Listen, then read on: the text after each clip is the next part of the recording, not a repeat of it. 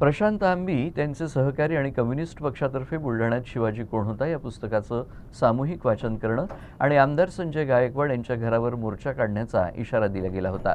त्या अनुषंगानं प्रशांत आंबी, त्यांचे कुटुंबीय आणि सहकारी यांना बुलढाण्यात येण्यापूर्वीच चिखलीमध्ये पोलिसांनी स्थानबद्ध केलं। मात्र आम्ही बुलढाण्यात जाऊन पुस्तकाचं वाचन करणार आणि मोर्चात सहभागी होणार या भूमिकेवर आक्रमक होत प्रशांत आंबी आणि त्यांच्या सर्व सहकाऱ्यांनी चिखली इथं हॉटेलमधून बाहेर पडत भर उन्हात रस्त्यावर बसून पुस्तकाचं वाचन केलं आणि त्यानंतर मात्र पोलिसांनी या सर्व कार्यकर्त्यांना जबरदस्ती उचलून ताब्यात घेतलाय। सध्या या सर्वांना चिखली पोलीस ठाण्यात नेण्यात आलंय। दरम्यान पोलीस आणि कार्यकर्त्यांची चांगलीच झटापट झाल्याचं देखील बघायला मिळालंय।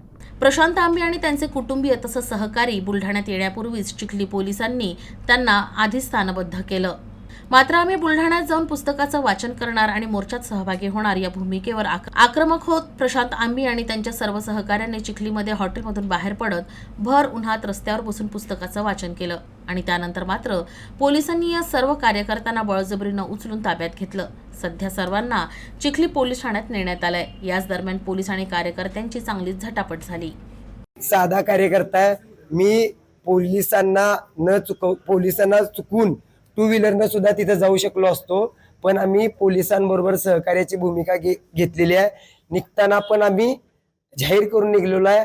इथं आल्यानंतर सुद्धा आम्ही कल्पना दिलेली आहे, पण त्यांनी आम्ही त्यांच्यावर जो विश्वास ठेवला त्याचा त्यांनी विश्वासघात केलाय।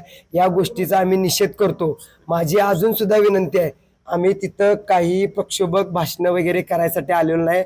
आम्ही फक्त पानसरेंचं शिवाजी कोण होता हे पुस्तक वाचायसाठी आलेलो आहे। त्यामुळे आम्हाला त्यांनी जाऊ द्यावं ही रिक्वेस्ट आम्ही त्यांना अजून सुद्धा करतो।